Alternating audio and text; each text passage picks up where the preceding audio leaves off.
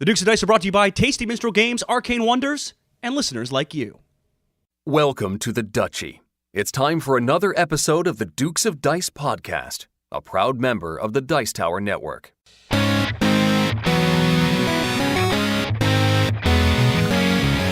Coming to you from the Paris Hotel in beautiful Las Vegas, Nevada, it's the Dukes of Dice, a podcast about board, card, and occasionally role-playing games. Today, the Dukes recap their Unrivaled Tournament experience, and they have a special guest. It's Wil Wheaton. And now, the Dukes of Dice. Hey everybody, welcome back to the podcast. This is Sean. And Alex. Okay, I didn't finish saying the N in Sean before you said and. So, going forward... So you're C now? I'm just going to say, if you're going to keep doing these long ands, at least don't step on my N's. So you want to pause first. You want to practice? Here. Hey everybody, this is episode 162 that we're naming Duke and Sundry, courtesy of Josh, Ozzy, and Gurr over on the Guild. Makes sense because we're talking about Wil Wheaton, and Wil Wheaton's tabletop show is part of Geek and Sundry. So Duke and Sundry. So thanks, Josh. We appreciate that. We've got a bunch of other amazing episode titles that we'll give you at the bottom of the show. And of course, you can go check out our Board Game Geek Guild number 2008, where every other week, although this week is every week, but back to every other week. Well, next week, but then every other week. Okay, ignore that. Go over to our guild because you can participate in our Dukes on Deck, where people help name the episode, and we talk about the games that we're going to be discussing on the coming podcast. So yes, definitely indeed. go do that. So, Alex, we are recording together again for the first time in a while. Face to face. Oh, boy. Hey, yeah, it's actually buddy. kind of weird. We're sitting at kind of a small desk. It's closer than we We're would about normally sit. 3 feet apart. Oh, yeah. Yeah. Although, when we were first doing the show at the very start of it, we were side by side with that one mic we were Yeah. sharing. So, we've done this before. It's okay. A lot of awkward smooches occurred there. In the basement of the Duchy. Yeah. Yes. Yep. Yeah, the often pantsless recordings. Often pantsless. That's very true. So yeah, we are here. We got flown out. We got put up here at the Paris by the Unrivaled Tournament Series for the Unrivaled Finals. And I think that when they first reached out to us, we were both kind of like, "What is this thing?" Yes. Right. And you keep pointing this out, and it's a good point. The first question of their FAQ alludes to this. Yeah, it alludes to the fact that people weren't sure, like, is this a real deal? Like, was this some sort of scam? But it certainly is not. It certainly is. It's kind of the real deal. So More than kind of. Well, yeah. I was understating Alex for effect. Okay. No, it is definitely the real deal. I mean, this was hosted by Wil Wheaton, famous guy from Tabletop. Yeah. And TV and movies and things like that. So we got a chance to interview Wil, which you'll hear a little bit later. And then also, if you want to check out the video of that, because we took video and audio both, and we'll be putting that up on the YouTube channel. And there'll be some other stuff on YouTube from what we were doing here this weekend. There are a few bleeps in that one. Probably a Dukes of Dice record for audio bleeps during that interview. Yes. So just be aware of that going in. Yeah, just be aware. So, okay, so real quick, let's talk about what Unrivaled is. So Unrivaled was this tournament series. This was its very first year, and they've got plans for the coming years as well. And so for the past 9 months, year almost, I think, they had all of these qualifier events around the U.S. And I know there's plans like next year to go into Canada. But right now, it was just in the U.S., and it was a bunch of different games. It was Munchkin, Villagers and Villains, King of Tokyo, Battle Wizards. What am I forgetting? Ascension, right. And so local stores would host these qualifiers, and people would qualify. Nevermore. Oh, Nevermore. That's right. Nevermore as well. And so then you would qualify for this finals event. And basically, if you made the finals, I think they flew you out too. Yeah. And rooms and stuff like that. And food in some cases. Right. Not all food, but Right. some food. Right. And so we're here for the finals, and so we're recording Sunday. The finals happened on Saturday, and then Friday was the VIP party. Oh, boy. Oh, boy. Okay. So the plan was to show up in the area of the party, but then go do a little gambling beforehand. We didn't want to be too early. Well, we had which Game Crafters it was mixed up. GameWorks. GameWorks, thank you. Game Crafters, yeah. Wow. Yeah, we're here to make prototype board games, Yeah, Alex. my bad. And by the way, GameWorks is like a bar and video game. It's kind of like Dave and Buster's, if you're familiar with that. Or there's a place called Jillian's, or at least there used to be in Phoenix that did that. Anyway. Excellent. Moving on. Just had some memories. So no, we went. We thought it was in downtown. It wasn't. We went to the right address, but it was not close to any actual gambling. But they were perfectly fine just letting us in, and so we were pretty early to the party. Yes, pretty early to the party, and the Dukes were VIPs at this event. Mm-hmm. So with our fancy gold wristbands, or at least my fancy gold wristband, you forgot yours. I forgot mine, but they made it work. Open bar.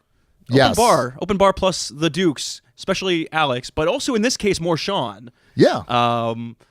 An interesting mix, and so we had a good night. We actually met Will for the first time out at that night. You talked a little miniatures with him for a good chunk of time there. Yeah, we talked miniatures. We talked craft beer because my favorite beer is Woot Stout, which is a collaboration with Stone Brewing that he does. Ooh, it's like we're Draft Mechanic right now. Take that, Jake.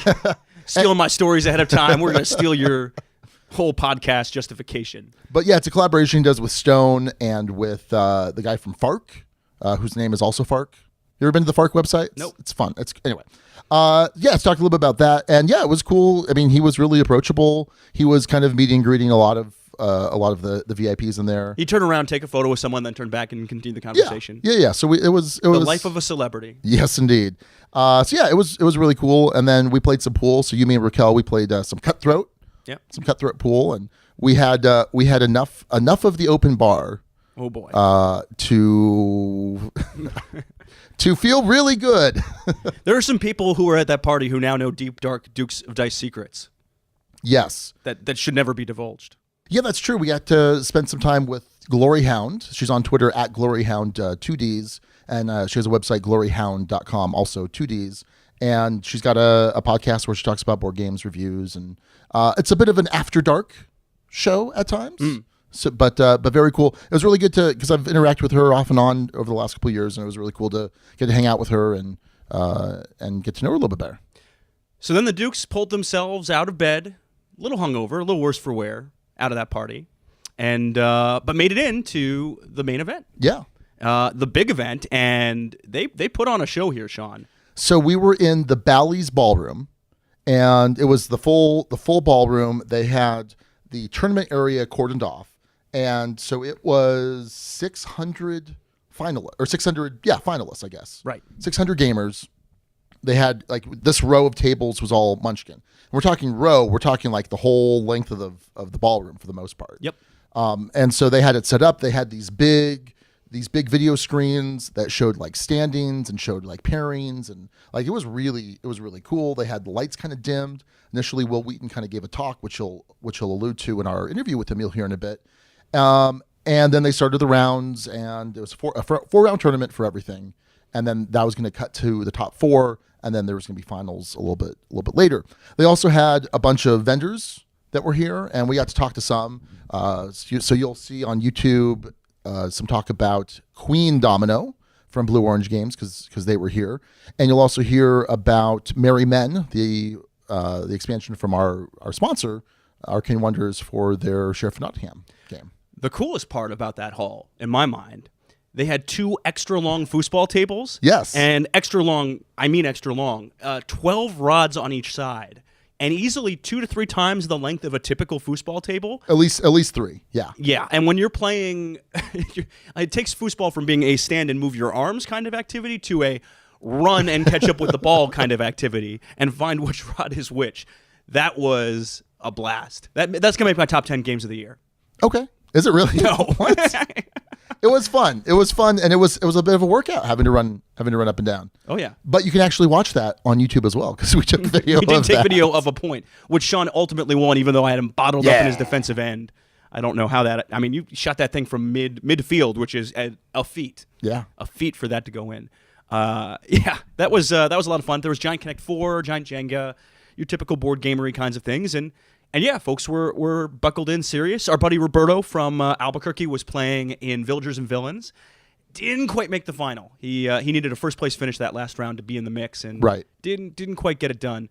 But it was cool seeing him out here. I hadn't seen him in a long while. Yeah, no, that was definitely really cool. There's also a game library that people could go play in, courtesy of Meepleville. They're a local board game cafe, and I think you're going to go there later to meet up with Crystal from Board Game Blitz, right? That is correct. At least that's the plan. That's the game plan. Yeah. Okay. Yeah, cool. You never know what happens. Life is ever changing and evolving. Sure.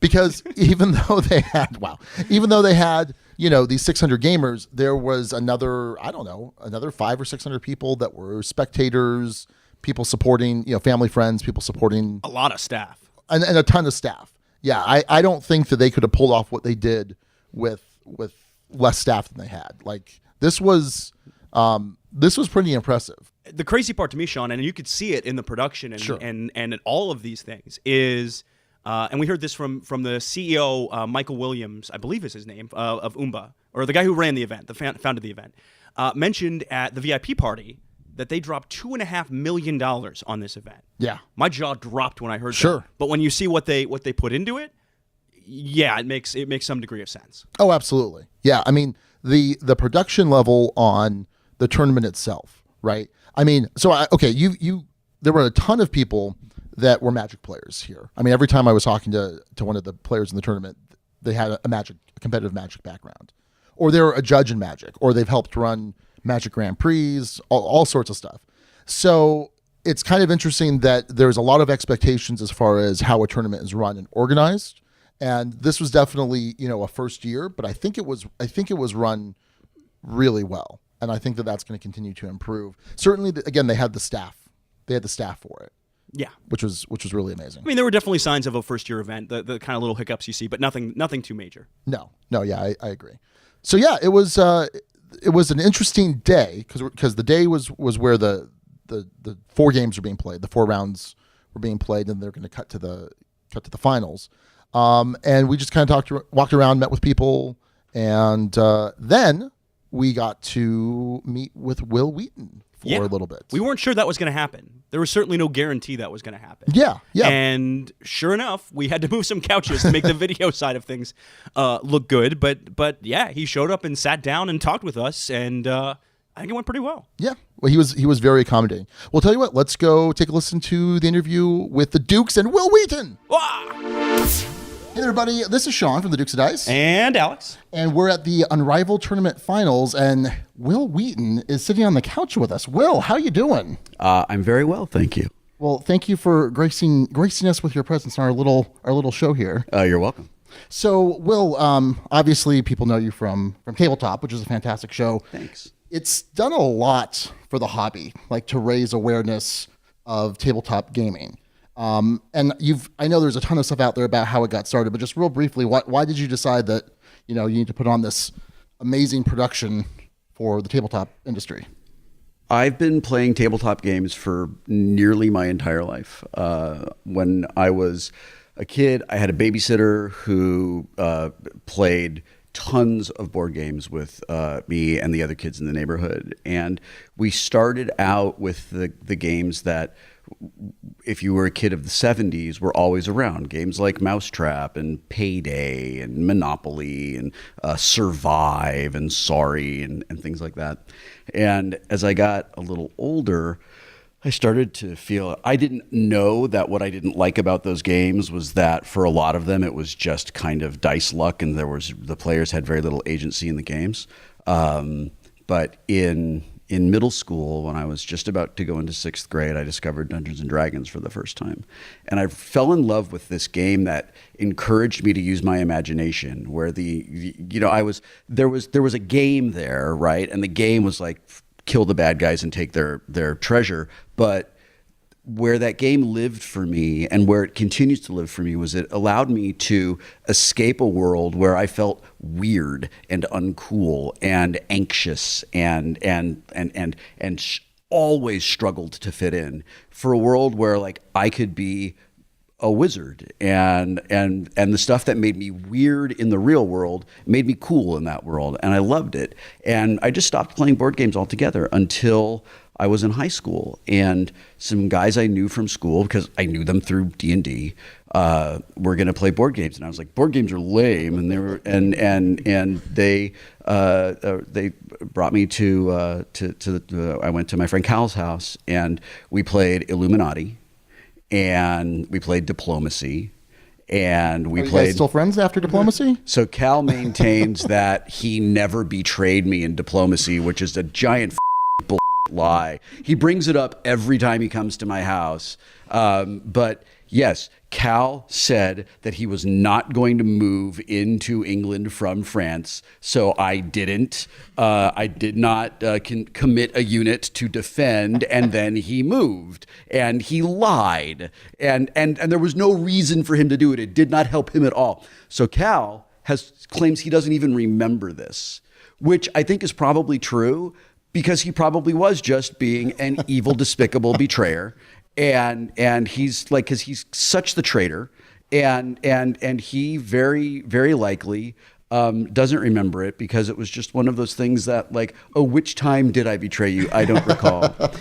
But we played these games that were so different from what you could go at that time and get at, like, a Toys R Us or a drugstore or something. And I loved them, and I loved that there were elements of imagination that went into that game that were not sort of like an add-on. It was like fundamental to how you played those games. And those games and the people I played them with are incredibly important to who I am as a human. And those games formed like just they're part of the foundation of my adult life. So we're still friends. We still play games. I still play with the guys that I played with. We just did Pandemic Legacy. I played with those guys, right? And my friend Terry brought his son Corey, and Corey played Pandemic Legacy with us. So the adult versions of us are playing with what the kid version of us, knowing that none of us would have been able to play Pandemic or some version of it with our parents, right? Right. Which I think is like, that's amazing that now and I doubt that we're the first generation, but we're the first or second generation of dads who play games with their kids, right? So when Felicia was getting ready to build Geek and Sundry, she asked me if I wanted to do a show, and I thought that would be a lot of fun. And she's one of my best friends, and I love working with her. And I said, well, what do you want me to do? And she said, what about a show where you review board games? I know how much you love board games. And I said, sitting around talking about board games is a thing that I don't think I would do very well. I don't think that's very interesting. What I think is better, actually, is a better way to do a review, I guess, would actually be kind of playing a game, because then you could show people what it's like to play games. And oh my God, we could do a show where we play games, and we could have our friends who are famous come and play the games with us. And then people who don't want to play games might be fans of like Grace and Hannah, so they'll come and watch us play games, and maybe they'll fall in love with games. And then we will have this thing that non-gamers can watch with their gaming partners, and the non-gamers can maybe understand why we love games, and maybe we'll get more gamers into the world, and maybe we'll get people who played when they were younger but like felt like they couldn't anymore because now we're supposed to be adults will start playing again. And the idea came together that quickly, and we were real lucky. We had some really great people who we worked with, and we had some really terrific support from Google and great support from Geek and Sundry in the early days. Kim Evey and Sherry Bryant and Adam Lawson were just fundamental to making that game. To making that show. And the rest is all up on YouTube.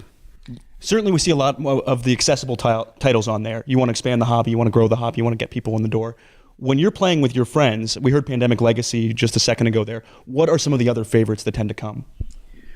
We play Splendor a lot. We were deep into Russian railroads for a really long time. We play Tribune all the time. That always comes back around. We were into Zolkin for a little while. Formerly my favorite game. Really? Yeah, it's top 10 still, but yeah, love I love it. I wanted to figure out a way to play it on tabletop, but I feel like there's just like pardon the pun, too many moving parts. Yeah. We couldn't do it. Concordia is another one we play a lot of.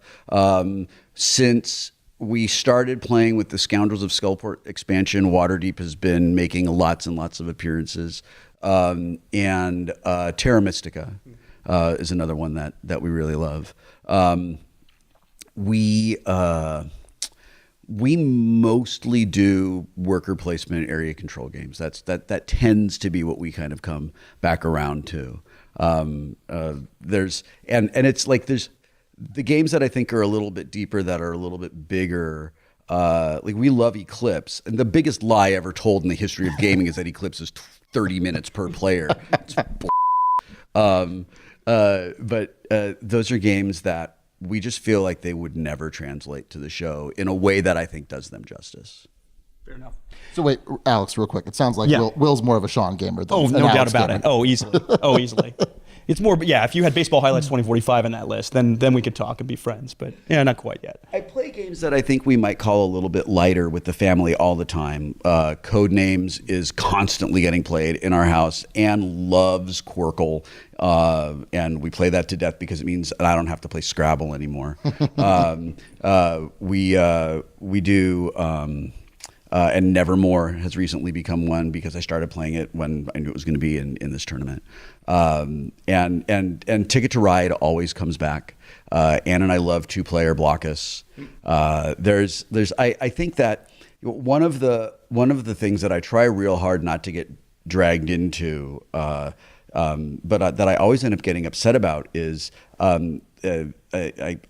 I catch a lot of grief from the super hardcore mega power gamers who are furious that we're not playing games that only they like, that I feel like they're just like, that's great. I love that you love that really complicated, like really big, really long, drawn out game, but that's not who our show is for. Yeah. You know, and I always say, like, I go on the board game Reddit, the board game subreddit, and finally, after like 3 seasons of just constantly getting shit on, I finally just had to say, like, maybe this just isn't for you.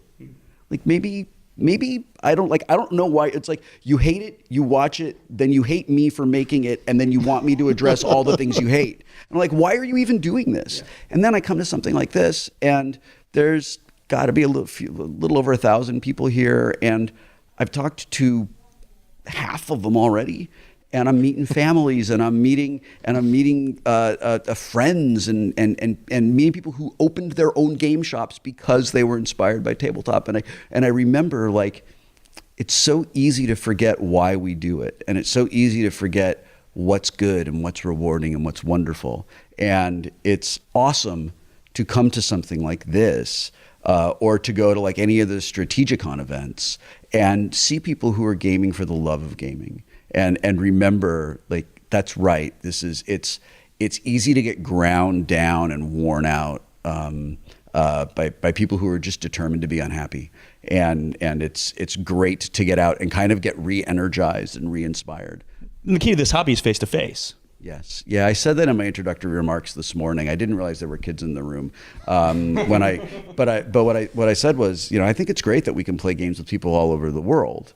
And that's cool. Like, that's the future, right? But I've never sat down to play face to face with someone and had that person tell me how much they're going to f my mom when I like outplayed them or something, right? Or just got lucky, because that tends to not be the way we behave in person. And if someone is behaving in person the way people behave online in a in-person environment, they are forcibly removed, right? Like, and they don't get to come back.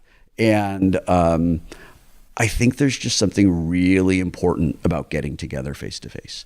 I think that I said this also in my remarks this morning. The world is on fire right now. Like, we are tearing each other apart. And it feels like every day I wake up and something awful has happened that directly affects me or people I love. And getting out into the public and going to a place with other people who may have massive differences but love gaming gives us a moment of camaraderie and allows us to see our shared humanity, which I feel like, and this might just me being old man Wheaton, you know, like I might be like, I was talking about this with some of my friends the other night, and I was like, all right, but really, how much are we people complaining about Elvis shaking his hips right now? You know, like let's be honest, right? I think it's really important to get together face to face and play games. I think it's really important to build and maintain those social bonds, because I feel like what the social contract that's held America together is just falling apart. Like it is on fire right now, and we're running out of time to put that fire out. How did you get hooked up with this event, and what do you think this event means for the hobby as a whole? Because you talked about being humbled in a way to see that kind of crowd and this kind of production for tabletop gaming. In your mind, what does this kind of event do for the hobby? I got an email from some of the organizers about a year ago, and they asked me if I'd be interested in doing this, and I said, well, I feel like it honestly might be a conflict of interest with tabletop. And they were like, no, this has nothing to do with tabletop. We're not mixing these things together.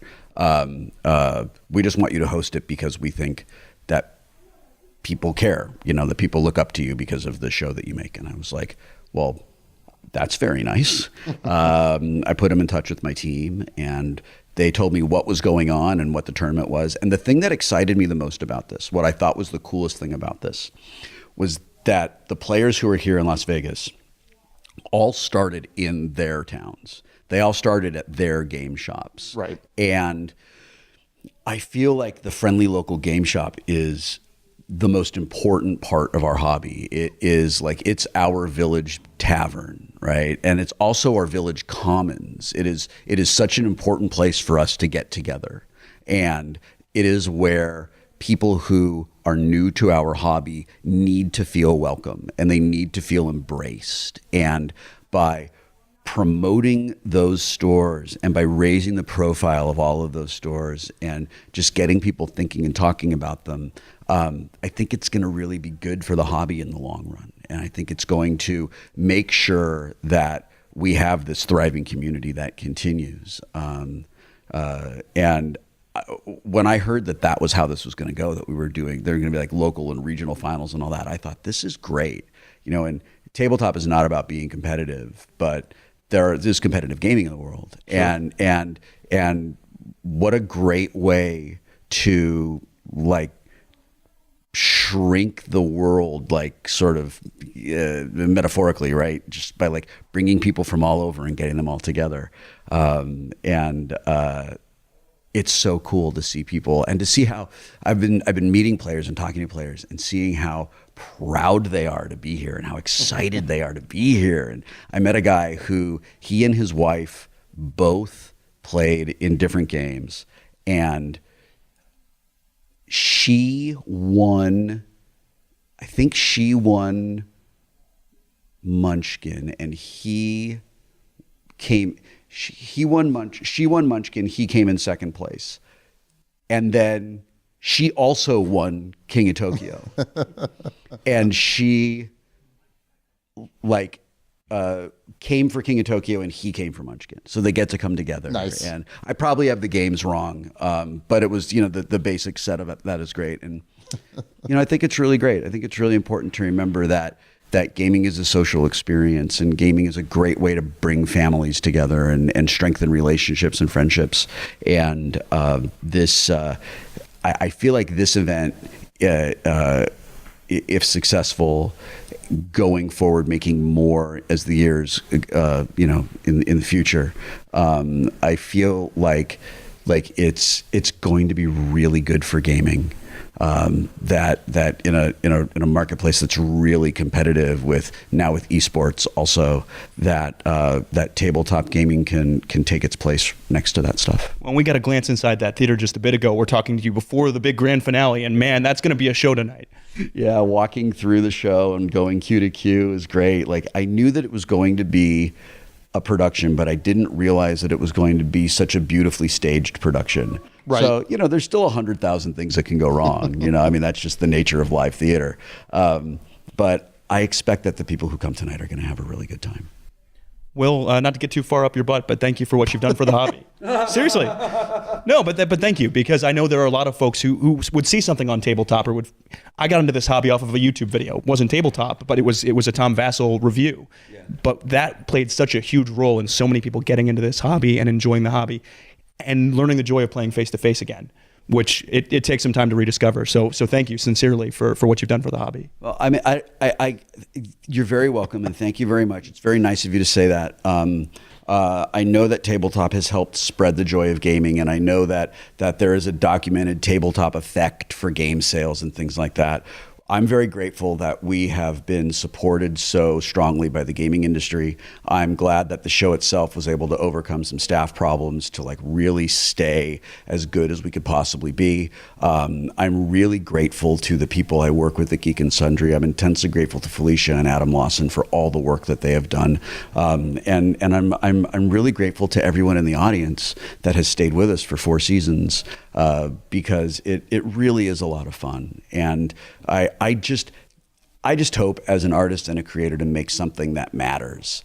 I know a lot of this is old man Wheaton, but it just drives me crazy when I see these 22-year-old YouTube douchebags who do nothing good, who put nothing worthwhile into the world, buying $6.5 million houses that they're going to trash. And it makes me really, really happy to know that our little show is meaningful, and it does matter to people in a good way. Oh, absolutely. Yeah, I think that's definitely the case. I tell our local store, I'm like, every time you put out the list of the games coming for the upcoming season, I'm like, you need to be stocking these games, because otherwise people can get them elsewhere. I didn't realize we needed to do that in the first season. I didn't know if anybody was even going to watch it, and I started hearing from people all over the country that games were selling out. So we started making calls to publishers and just saying, hey, I really like your game and I'm going to play it, and I think you should know, so that if you want to do extra printings, right, or you want to let your distributors know. And I've been really grateful that we've gotten the support that we've gotten. I mean, if I find a game that I love, I'm going to play it anyway. But it's really nice to know that I can let publishers know, and they're like, cool, how can we support you? It's really nice. Well, Will, we don't want to keep you from the rest of your hosting duties, but we really do appreciate you coming on and spending some time talking to us. No, it's really great to talk with you. All right. Well, thanks, everybody. This is Sean from the Dukes of Dice. And Alex. Oh, and I'm Wil Wheaton. I'm not from the Dukes of Dice. That's Wil Wheaton. But I'm on the couch with Sean and Alex from the Dukes of Dice. We can make you an honorary Duke. Honorary Duke? Do you care? You know what? You don't. That's lovely, but you don't want me. I promise you. Oh, come on. No, you don't need me dragging your curve down. Trust me. Thanks, Will. Thanks, Will. You're very welcome. Thanks again to Wil Wheaton for stopping by and hanging out with us. And the cool part, Sean, which you don't hear on the audio recording because the audio stuff was off, he hung out for another half hour or so. We just chatted games after that. Just talked games, RPGs, made some suggestions for tabletop things to appear on a future season, some of which may or may not have been self-serving. Yes, there were some Gray Fox mentions, and he did actually write some of them down. Just one. I only made one, and he wrote it down. It was very nice of him. We'll see if it happens, or if he was. You know what? I had to do my job out here, Sean. Okay, all right, that's fair enough. Yeah, but they've got history with Gray Fox anyway, because they did Champions of Midgard. Indeed, on tabletop. So with by the way, Holden Court alum Chris Cluey winning it. Oh yeah, there you go. Oh, all of these ties. Fun facts coming together. Yeah, it's all a giant conspiracy, Sean. The entire podcast. So a little bit after our interview, it was time for the finals, which Will was hosting, and we got to go into the Jubilee Theater at Bally's ahead of time to kind of see the production. It was really cool. Oh man, yeah, it was. So, I mean, obviously you can go check it out online. I'm sure there's some ways to watch it on Oomba.tv. Oomba.tv, right? And so this is a theater, right? This is a Vegas casino theater. So nice theater. Nice big stage, and they've got these 2 giant screens up, which are going to be showing, overhead shots of the tables, shots of the cameras, or shots of the cameras. Yep. shots of the players. I'm sure there were some cameras. There were cameras on cranes. So like they had, they had the whole coverage there, and there was an act. There were puppets. There's Brian Callen. Brian Callen from Mad TV. Yep. Was there. He kind of doing the opening comedy show. So this was a pretty impressive production. What? This was not what I expected at all. No. At all. No. And I think that was what they were trying to do, was kind of be a little over the top with things to let people know, no, hey, we're real. We are real. Seriously, come look at us. This is happening. What was cool was the top 4. So for each of the games, they had 4 players. First place was $10,000. Second place $5,000. Third place $2,500, and then fourth place It's $1,250. It's $1,250 on the stage. And I think the game store would also get that amount matched. Yes. So the player gets that, and then the game store that they're from gets that. So there's definitely some incentive for buy-in from game stores going forward. Oh yeah. And now that that's confirmed, now that that's happening, I think we're going to see a lot more game stores going to be interested in participating. Perhaps in Albuquerque, New Mexico. Yes, I think so. Yeah. And the reason I think we should have a regionals in Albuquerque is because we have a really strong competitive gaming community. At one point, Albuquerque was the hub for Magic distribution in the south and on the west side of the country. Back in the day when it was War Games West on Central. Okay. Yeah. Good history lesson. It is a good history lesson. I used to fly out to visit my grandparents and play in tournaments at War Games West. Okay. Yeah. No, I think there's certainly the audience there. You can be on the bid committee, Sean. Sure, absolutely. Yeah, and what was interesting is how they tried to get the crowd involved. So they split the crowd into 4 different sections because most people who were there watching may not have had a dog in the fight. I think a lot of people did, but certainly not everyone.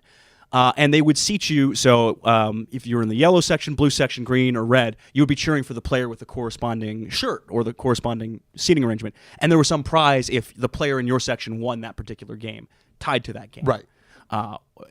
Yeah. So that was effectively how they did that. Tried to get good crowd participation. You had Will, some intermediate acts, some color commentary. It was a production, Sean. Yeah, it was pretty interesting. And so to help with, because again, part of this was they wanted it televised, right? They wanted it on uba.tv.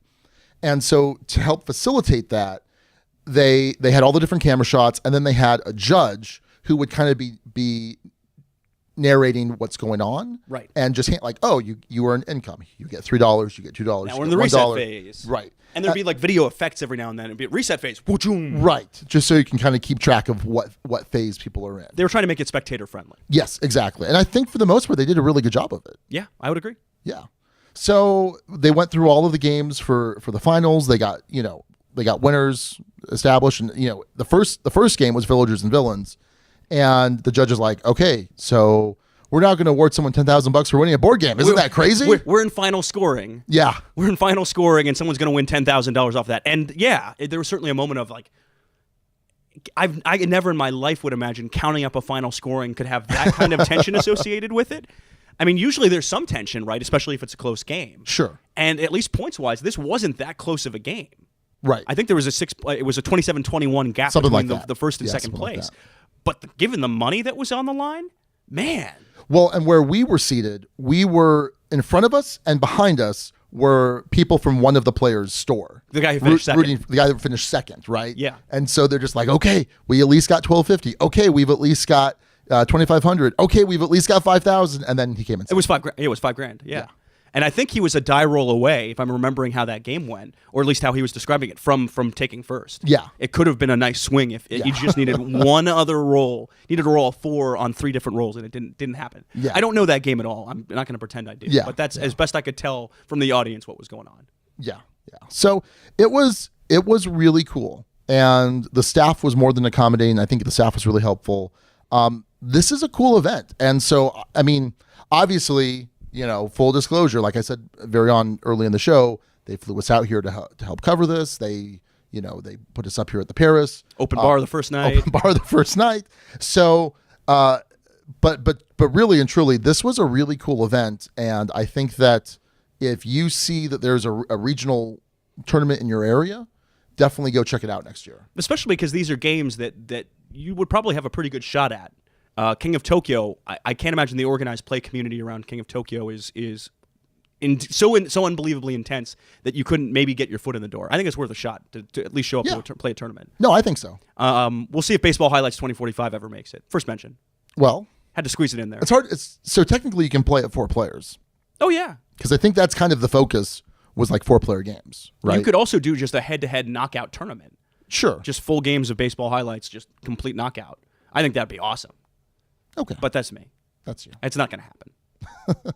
Well, in fact, we did talk to a bunch of different people that worked for Unrivaled, and there are plans to expand the range of games next year. Yeah. I mean, I think this is going to be even bigger next year. Yes. In terms of number of people, in terms of different games. None of what they told us about games is official or necessarily ready for public consumption. But there's one I was pretty excited about and that I would definitely be in a tournament of if it existed. That isn't baseball highlights. Okay. Yep. Or is it? It is not. Or is it? I think I would definitely not be able to hide that information if that was the case. Well, you would have to. Your journalistic integrity would have to kick in. I'm not a journalist anymore. You know this. Once a journalist, always a journalist. That's not true. I don't know. That's absolutely not true. What about your tattoo across the back that says journalist? Well, it's expensive to get that removed. Okay, fair enough. Well, Alex, any final thoughts about Unrivaled? No, I think you encapsulated it pretty well. It was more than what I expected. Oh, yeah. In just about every way. I mean, it was pretty over the top. And again, it's hard to know when you're just communicating by email with a lot of this stuff and just seeing a website how legitimate or what is this going to look like. And on every scale, it was bigger than I was expecting. Yeah. And I think it's cool. And I think, by the way, overall for the hobby, it's probably a good thing to have something like this that can be a big showcase for the. Sure. I think if done right, absolutely, this is something that can help boost the tabletop industry. Yeah, I think so. Because, I mean, you've got your Magic, right? You've got Magic in the Pro Tour. You've got Fantasy Flight Games with their LCGs, with X-Wing and Armada, things like that. And they run all their organized play. And this is something different. This is something that kind of has an intersection with that player group, but also has more of a toehold kind of in the board game arena too. So definitely interesting. Yeah, no doubt about it. So yeah, like I said, if you have an Unrivaled region somewhere close to you, an Unrivaled regional somewhere close to you, then I would definitely consider checking that out. I might even try and qualify if we can put something in Albuquerque. Heck yeah. Yeah. All right. Well, that's going to wrap it up from Vegas, Nevada, Alex, not Vegas, New Mexico. Yep. Because there is a Las Vegas, New Mexico. I know, but I don't think a lot of listeners necessarily know. I'm just. No, I know, and I have to. Whenever I write Las Vegas, I can't just write Las Vegas. I feel like I have to put Nevada just to make sure I'm distinguishing properly. Well, when I told people this week, I'm like, yeah, I'm going to Vegas, or I'm going to Las Vegas. They're like, wait, Nevada or New Mexico? Yeah. Like, yeah, no. I do have to go to Las Vegas, New Mexico for work on occasion. Good story. Yeah. All right. Well, let's do the rest of our runners-up for the naming. So over on the Guild, Matt Walker suggested Weekend at Turney's. Haven't seen that movie. Of course you haven't. So referencing Weekend at Bernie's. And then my buddy, Ellison. He likes to go by Ellison now. I call him Ellie, but everyone else, you should be calling him Ellison. I'll call him Ellie. You can't call him Ellie. I'm calling him Ellie. No. Anyway, Ellison. I'm going to have him, Ellie, if you're listening to this, tweet at me if I can't call you Ellie. But I might still do it anyway. Ellie. Don't let him call you Ellie. So he suggested Vegas, baby, Vegas, which is kind of a personal reference to Swingers. Swingers was like one of our favorite movies in high school. Also haven't seen that. I know. So yeah, that one has some good nostalgic appeal for me. We had from my arch nemesis and rival, Steve O'Rourke, the name father, who came with Who Will Win? And referencing Wil Wheaton and winning a bunch of money at the tournament. Because Will is spelled W-I-L instead of W-I-L-L. Yes. Yeah, people can't read that, Alex. That's fine. This is an audio podcast. That's okay. I'm just spelling it out there for folks. No, you weren't spelling it out. Well, you literally were not spelling it out. I did my best. Ron Graves came with Vegas Golden Dukes, which I appreciate as a hockey reference. The Vegas Golden Knights just started playing here in Las Vegas. I actually saw plenty of people with jerseys on, which pretty cool to see hockey get embraced that quickly. And also, they're winning. They're a good hockey team. So nice job there. And then Kyle Kelly had a whole bunch of Vegas-y show names, including Jabadookies, and which awkward and probably wasn't going to happen, but I appreciated it. But the one that we liked the most out of that was Cirque du, instead of Cirque du Soleil, Cirque du Duce. Or Cirque du Duchy. Douche, never mind. Nope. By the way, yeah, that's a great one too. Good job, Kyle. All right, well, I think that's going to do it, Alex. It was a pleasure podcasting with you again in person. Good sir. It's fine to see your bearded face. Oh, happy salmon! Happy salmon! Oh, with sound effects now. I love it. I love it. All right, well, that's going to do it then for episode 162, Duke and Sundry. Thanks again to Josh for helping name that. Until next time, till next week. Next week? Yeah. This is Sean. And Alex. And Duke you later, everyone. Thank you so much for listening to the Dukes of Dice. Today's episode was recorded in Las Vegas, Nevada on October 29th, 2017. Our theme music provided by Carbohydro M from his Prime Legacy album. The Dukes of Dice are a proud member of the Dice Tower Network. For other great board gaming podcasts, check out dicetowernetwork.com. And for all the latest in the Dutchie, go to dukesofdice.com. Find us on Twitter at Dukes of Dice. Join in conversations on our Board Game Geek Guild. Find us on Facebook and subscribe to our YouTube channel. Thanks to our sponsors, Tasty Minstrel Games and Arcane Wonders. You can check out all of TMG's games at playtmg.com and all of Arcane Wonders titles at arcanewonders.com. We'll see you back here in 1 week. Yeah, that's right, 1 week. Until then, game on.